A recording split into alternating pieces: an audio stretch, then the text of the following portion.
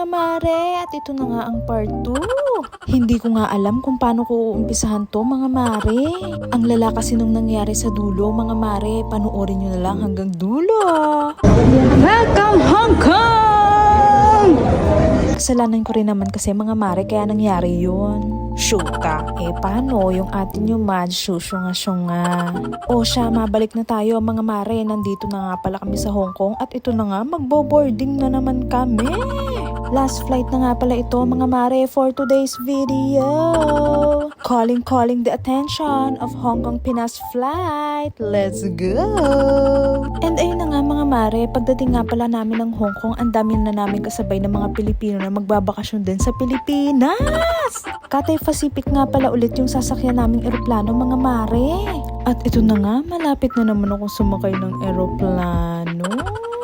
Ano ba naman yan? Kaka-excite!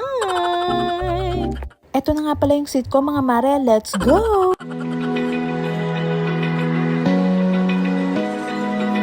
Open eye, feel the waves cut through me, hypnotized by the sounds I'm breathing in. Hold tight, chemicals collide. Hold tight, hold tight, hold tight. Dripping lights paint the skies, all because of you. Dripping lights paint the skies, only you can make me move. You can make me move. Can make me move. You can make me move. Can make me.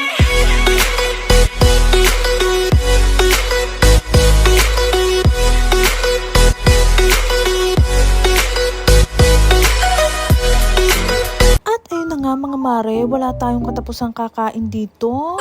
Sinerve na nga yung pangalawa naming breakfast dito sa Cathay Pacific. O diba, last supper yarn. 2 hours flight nga pala to mga mare. At dahil mabilis ang transition ng atin yung mads, palapag na kami. O, at sino naman kay dyan? Sea of Clouds yan. Sa mga puntong to mga mare, hindi ko na alam kung ano yung magiging reaksyon ko. Kinakabahan na talaga ako na na-excite. At ayun na nga mga mare, nakikita ko na yung mga isla ng Pilipinas. Eto na nga mga mare. Lalabag na nga tayo mga mare in 3, 2, 1. Yay! Touchdown Philippines! At ayun na nga mga mare, nakalapag na kami sa Pilipinas. Thank you Lord sa safe flight. And sa mga puntong to mga mare, dito na ako kinakabahan. Kasi mga mare, bago pa ako umuwi ng Pilipinas, marami na akong napapanood na binubuksan yung maleta nila at kinukuha yung ibang mga gamit. Kinakabahan ako kasi baka mangyari sa akin yung mga nangyari sa ibang mga OFWs. O siya, mamaya na natin isipin yan. At ito na nga, papunta na ng Terminal 3 ang aming eroplano. At konting kembot na nga lang mga mare, ay bababa na tayo. Eto na. In 3, 2, 1. O diba, sakto yarn? And ayun na nga mga mare, nakababa na kami ng eroplano. Pupunta na kami kung saan namin kukuhanan yung mga bagahe namin. Oo nga pala mga mare, kailangan munang dumaan sa immigration. Doon nyo nga pala ipepresent yung arrival card nyo. QR code na yung gamit namin doon mga mare. Tapos i-scan na lang nila. At ayun na nga mga mare, nandito na ako kung saan kinukuha yung mga bagahe. Story time muna ako mga mare. Ayan nga pala yung itsura ng maleta ko mga mare bago ako mag-check-in sa Ben Gurion Airport. And dahil susunga-sunga ang atin yung mads, nailagay ko nga pala yung speaker dun sa isang maleta. So ang nangyari mga mare is inopen siya ng Tel Aviv security kasi na-detect nila na may gadget sa isang maleta ko. And ang pinaka-worst mga mare is dumating yung maleta ko sa Pilipinas nang nakabukas.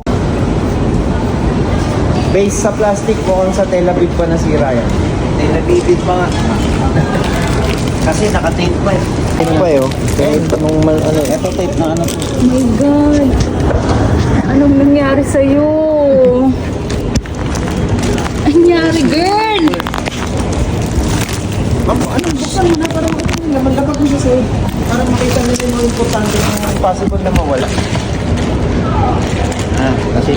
ano. Yung kinabahan ako, oh my God. Ano bang importante dyan, ma'am?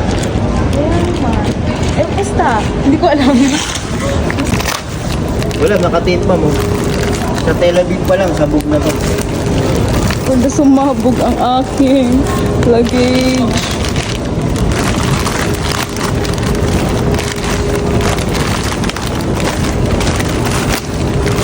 Ayan. Pero kaya nito. Ito lang daw meron eh. Grabe naman gunting yung boss. Talagang guntingero eh, no? Ang talim. Hotel 167. Baka nga. Ang item yan, yun yung uploaded, yung research natin. And ayun na nga mga mare, nawalan na ako ng gana mag-video para sa content na to. Sa totoo lang mga mare is nangihina at nanglalambot ako nung time na yan. Dahil hindi ko talaga alam kung ano yung mararamdaman ko nung nakita ko na nakabukas na yung bagahe ko. Good thing naman mga mare is tinulungan ako ng mga crew ng Cathay Pacific. Mga mare, hindi ko na kasi na-check on the spot kung may nawala ba or may nasira or anything. Basta ang nasa isip ko na lang yan mga mare is gusto ko nang umuwi. Kaya mga mare, hanggang dito na lang. See you on my next video. Babu!